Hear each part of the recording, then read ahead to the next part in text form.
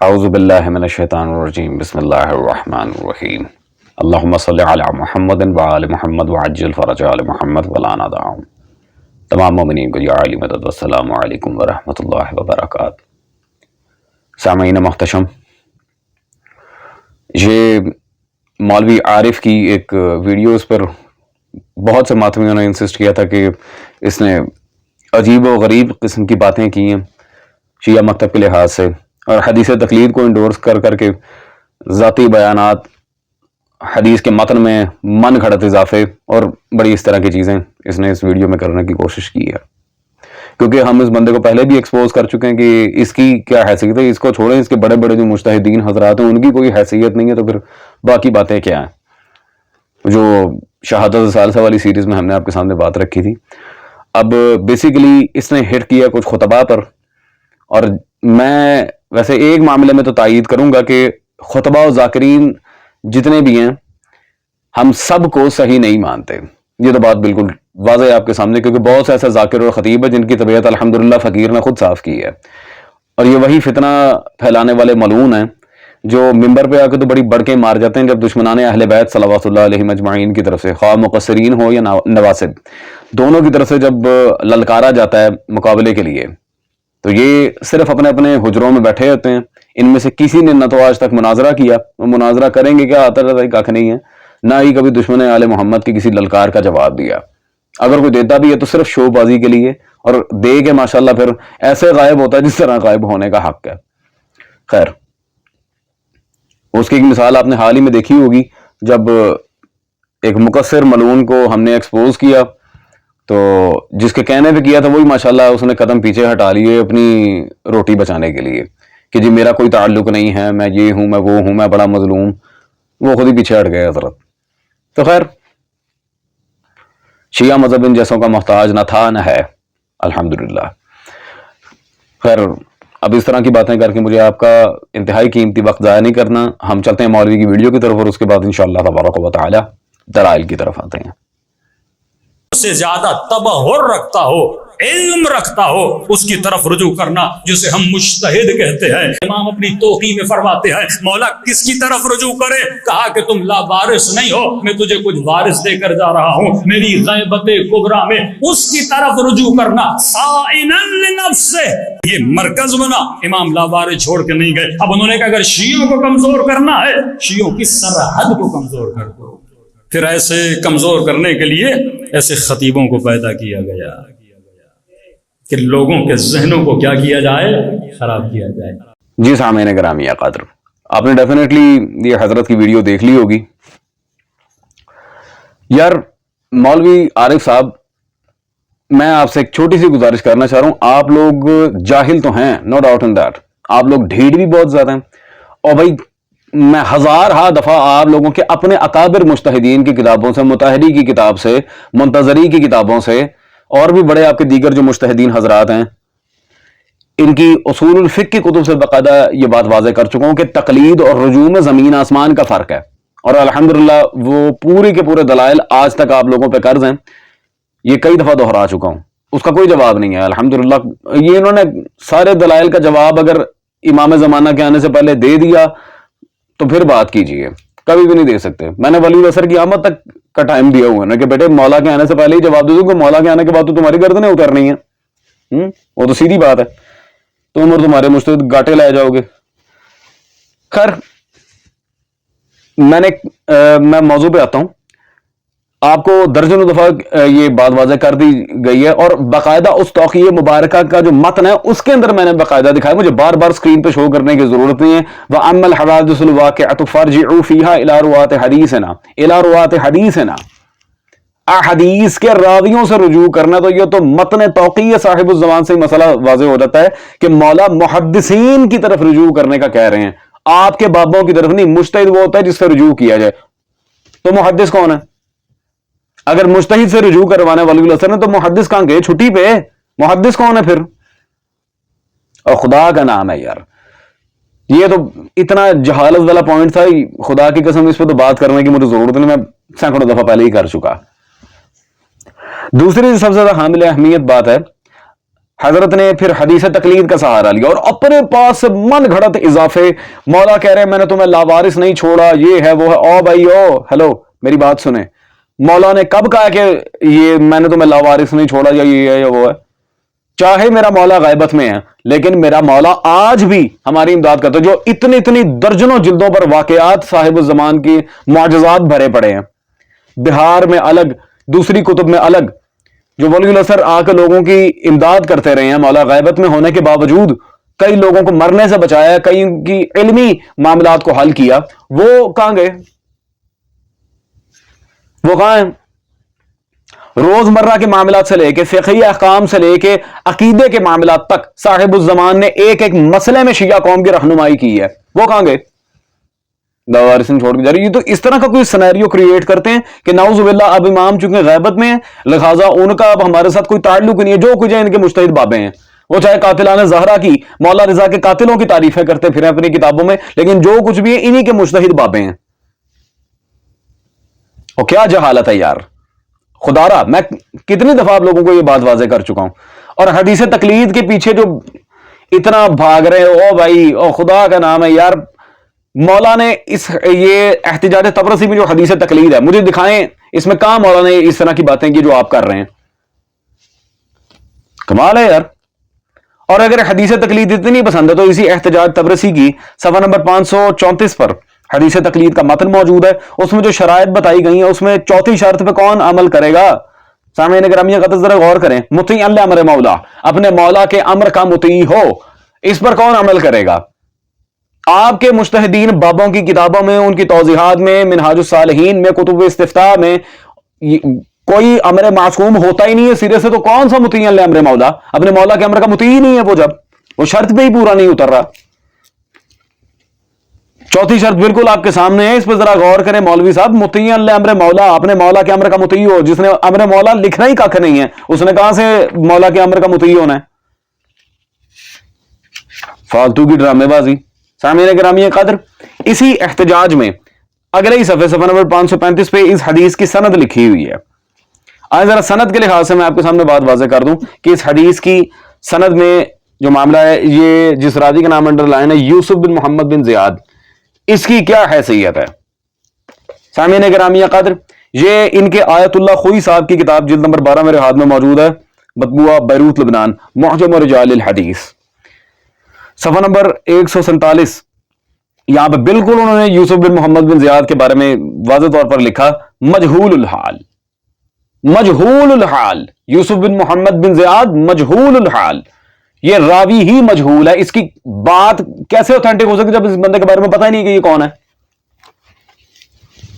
وہ کیسے اوتھینٹک ہو گئی بھائی؟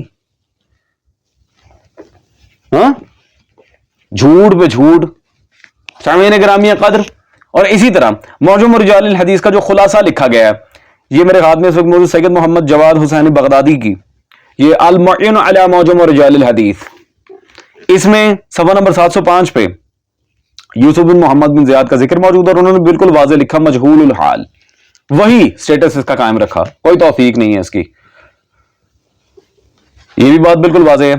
وہ کچھ چوزے چپاٹے اٹھ کے کہتے ہیں نا کہ نہیں جی آیت اللہ خوئی سے کچھ معاملات میں غلطی ہو گئی ہے، توثیق یا جرح کے معاملات میں، جرح و تعدیل میں ان کا تھوڑا سا منہج گڑبڑ تھا. چلو آئیں اس کا خلاصہ بھی ذکر کر دیا ہم نے. عزیزان گرامی قادر یہ بات تو آپ کے سامنے بالکل واضح ہے. تو بھائی جب آپ کے بڑے مجتہدین، آپ کے اتنے بڑے بڑے بابے اور ان کی کتب کے خلاصہ لکھنے والے محققین کے نزدیک بھی جب ایک بندہ صحیح ثابت ہی نہیں ہے اس کی روایت سے استدلال کیسے کر سکتے ہو؟ اذا جاء الاحتمال فبطل الاستدلال. احتمالی باتیں لے کے بیٹھے ہوئے ہیں کہ شاید اس حدیث کی توثیق کے کچھ شواہد مل جائیں، یہ وہ. ابھی تک احتمالات ہی آئے ہیں سامنے، اور جب احتمال آ جائے دلیل مٹی ہو جاتی ہے، باطل ہو جاتی ہے، اس کی کوئی وقت نہیں رہتی. تو جو آپ کے مجتہدین اس حدیث کو صحیح مانتے ہی نہیں ہیں اس سے استدلال کر کے بار بار منبر میں کیوں پڑھتے ہیں؟ کتنی دفعہ آپ لوگوں کو یہ بات سمجھائی ہے؟ پھر کہتے نہیں ہمیں چھیڑتا ہے، پھر کہتے ہیں بدتمیزی کرتا ہے. کمال ہے یار، ڈھیٹ پنے کی بھی کوئی حد ہوتی ہے. اور عزیزان یہ تقلید کے معاملے میں اس سے بڑی تو کوئی کتاب نہیں ہے نہ شیعہ مذہب میں. اصول الکافی میں صفحہ نمبر 42 پہ 18واں باب ہی تقلید کا ہے, اور اس میں اور اس حدیث کی سند پہ کوئی مائی کا لال جرح کر کے دکھائے, میں اسے نہ توثیق پہ حوالے دکھاؤں تو بات کرنا. صادق آل محمد صلوات اللہ علیہ سے جب پوچھا گیا تو مولا نے بالکل واضح فرمایا تھا, فَعَبُدْهُمْ مِنْ حَيْثُ لَا يَشْعُرُونَ, وہ غیر شعوری طور پر ان کی عبادت کر کے مشرک ٹھہرے. ٹھیک ہے جی. اس حدیث پر سرکار کلینی رضوان اللہ تعالی علیہ ونور اللہ البرکتہ نے تقلید کا باب باندھا ہے. ہاں مولوی صاحب, اب اور چیلنج ہے آپ کے پورے اصولی ٹولے کو, حوزہ علمیہ مشہد سے لے کے نجف تک, کوئی بابا لے کے جو اس حدیث کی سند پہ مجھے اعتراض کر کے دکھائیں, دیکھیں توثیق پہ حوالے آتے ہیں کہ نہیں آتے. آؤ, نہ ٹھنڈا کر کے رکھ دیا تو بات کرنا. خیر سامعین گرامی قدر, یہ کہہ رہے ہیں جی پھر وہ خطیب تیار ہوتے ہیں. اچھا سارا بیچارہ وہ جو ایک چلیں کوئی تھوڑا بہت تحقیق کر کے, وہ تو خطیب بھی جاہل ہی ہیں جو ولایت کے نام پہ صرف چورن بیچ رہے ہیں, دفاع کرنے کے لیے سامنے نہیں آتے. میں ان کا کوئی وکیل نہیں بیٹھا یہاں پہ, ماں سوائے کچھ ایک آدھ محققین کے جو صاحب تحقیق ہے, صاحب نظر ہیں. میں ان کی بات نہیں کر رہا, میں جوہلا کی بات کر رہا ہوں. میں نے کسی کا ٹھیکہ نہیں لیا ہوا. دوسری بات, خطیبوں کے اوپر جو آپ چھلانگے مارتے پھر رہے ہیں, آپ کے اپنے مجتہدین حضرات نے کیا کیا؟ یہ آپ ہی کے گھر کی علی نصیری صاحب, ان کی یہ علوم حدیث کا تعارف میرے پاس کتاب موجود ہے, آئے ذرا دیکھیں انہوں نے کیا حرکت کی. صفحہ نمبر 98 پہ انہوں نے پورا باب یہاں باندھا ہے, شیعی علوم حدیث میں جمود کا دور. جب علم حدیث کا معاملہ شیعت میں سارا گڑبڑ ہوا تھا, اس ٹائم کی بات کر رہے ہیں یہاں پہ. اور انہوں نے واضح لکھا, پھر جب 11ویں اور 12ویں صدی ہجری میں محمدون ثلاثہ دوم یعنی محمد بن مرتضی فیض کاشانی رضوان اللہ تعالی علیہ, محمد بن حسن حراملی صاحب وسائل الشیعہ رضوان اللہ تعالی, اور علامہ باقر مجلسی رضوان اللہ تعالی علیہ نے علم حدیث کا احیاء کیا. علم حدیث کا احیاء کیا. رحم اللہ من احیاء امرنا, یاد آیا کچھ؟ اور نیچے انہی زوات کے بارے میں لکھتے ہیں, ہم اچھی طرح جانتے ہیں کہ فیض کاشانی, حراملی اور مجلسی اول و دوم اخباری مکتب فکر کے علم بردار اور حامی تھے. وہ غیر معصوم کی تقلید کو حرام سمجھتے تھے, وہ آپ سب کو مشرک سمجھتے تھے, وہ سارے اخباری تھے جن سے حدیثیں لے کے بڑے چیمپئن بنے پھر رہے ہیں نا. سامعین گرامی قدر, واگرو حدیثیں بھی ہمارے محدثین سے لیتے ہو, فتوے بھی ہمارے اوپر لگاتے ہو. میں کہتا ہوں جرت کر کے دکھائیں, علامہ مجلسی کو, شیخ کاشانی کو, شیخ حراملی کو یہ نعوذ باللہ کہہ کے دکھائیں انہوں نے بھی سازش کی تھی, سازش ہو رہی ہے علماء کے خلاف. یہ ان کا بڑا ایک پری پلانڈ سینیریو کے تحت یہ سارے خطبہ اور یہ ذاکرین جو اصولی مسلک کے یہ سارے چل رہے ہوتے ہیں. یہ پہلے سے ہی ایک پولیٹیکل گیم کھیل لیتے ہیں. آپ نے کسی فالتو بندے کی بات نہیں سن رہی, وہ علماء کے خلاف سازش ہو رہی ہے, کون سازش کر رہا ہے, کیا کر رہا ہے, کس کے لیے کر رہا ہے, کیا معاملہ ہے. اور بھائی مجتہد اللہ تو نہیں نہ ہوتا, ہاں سازش ہو رہی ہے علماء کے خلاف, آپ نے بڑا ہوشیار رہنا ہے, خبردار رہنا ہے, یہ لوگ آپ کو بھڑکا رہے ہیں. اور خدا کا نہ لو یار, جس بندے نے بیچارے نے کبھی کراچی کا سفر نہیں کیا تو اسے اٹھا کے سیدھا پھینکتے ہیں یورپین سٹیٹس کے اندر کہ یہ جی MI6 کا ایجنٹ ہے. بہت اچھے بھائی, یہ امریکہ کا ایجنٹ ہے, یہ فلاں کا ایجنٹ ہے, یہ لڑوانے آیا ہے. اور وہی بندہ بیچارہ قاتلان زہرا کا دفاع کرنے والے لانتیوں کو منہ توڑ جواب دے رہا ہوتا ہے, تب کوئی ایجنٹ اوجنٹ نہیں. تب خامنہ کی تصویریں لگا کے نیچے ویڈیوز کے نیچے کمنٹ مار رہے ہوتے ہیں, جی سید, جی سید. کمال ہے یار, خدا کی قسم. میں تو ان 6 سالوں میں دشمنان آل محمد سے لڑتے ہوئے میں نے جتنا منافقی اصولیوں کو پایا, واللہ مجھے سیدہ پاک کی شہادت کی قسم, میں نے اتنا منافق نواسب کو بھی نہیں پایا. یہ تو پرلے درجے کے منافق لوگ ہیں خدا کی قسم. کانڈ اپنے مجتہدین نے کیا, احادیث پہ جمود کا دور ان کی وجہ سے آیا, احادیث کا سارا شرازہ انہوں نے بکھیرا, کلام معصوم کا مذاق اڑایا پے در پے, نعوذ باللہ من ذالک. ہمارے محدثین نے آ کے حدیث کا احیاء کیا. وہی محدثین جو انہیں کافر کہتے تھے, جو انہیں مشرک کہتے تھے, جو انہیں پلید کہتے تھے, جو انہیں غلیظ کہتے تھے, جو ان کی تعلیمات کو حرام کہتے تھے, اور لکھا بھی خود, پھر بھی یہ ہیرو ہیں. چلو خیر, خدا کی قسم بندہ کیا کر سکتا ہے, چکڑ میں لبڑی جتی نہ مارے تو پھر کیا کرے. اچھا جی, خطیبوں کی وجہ سے سرحد کو خطرہ ہوتا ہے, وہ شرک پھیلاتے ہیں, وہ سازش کرتے ہیں. آئے میں بتاتا ہوں کہ شیعوں کو نقصان زیادہ کس نے کیا, آپ ہی کے بابے کی کتاب سے. یا آپ کے آیت اللہ باقر الصدر صاحب, آپ کے نظام مرجعیت شہیدین کی نظر میں, ان کی یہ کتاب میرے پاس موجود ہے, اس میں صفحہ نمبر 11 پر آپ کے آیت اللہ باقر الصدر صاحب فرما رہے ہیں, لیکن جب فقہاء اعلام کی تعداد میں اضافہ ہوا تو ہر فقی جامع شرائط کو مرجع تسلیم کرنے کا رجحان بڑھا, تو اس صورتحال کے نتیجے میں مرجع کے اختیارات کے بارے میں اختلاف کھل کر سامنے آیا. ٹھیک ہے جی, یہ مسئلہ ہی نزاعی اختلافی مسئلہ, ابھی تک آپ لوگوں کے اندر اختیارات کے معاملات سیٹل نہیں ہوئے. سبحان اللہ. جس کی وجہ سے ملت تشیع کو بہت سے دینی, سیاسی, معاشرتی, اقتصادی نقصانات کا سامنا کرنا پڑا.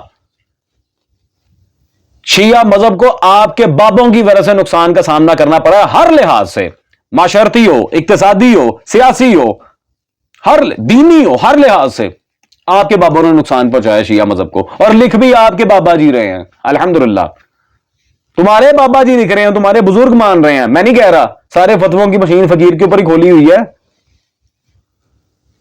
سامعین گرامی قدر, نہیں مجھے ایک بات بتائیں, کتابیں ان کے مجتہدین کی, بل لکھنے والے وہ خود ہیں. عبارت صرف میں سامنے رکھ کے مجرم ہو گیا. اچھا وہ لکھ سکتے ہیں, میں بول بھی نہیں سکتا. ہاں وہ لکھ سکتے ہیں, یہ چھاپ سکتے ہیں, میں پڑھ کے بول بھی نہیں سکتا.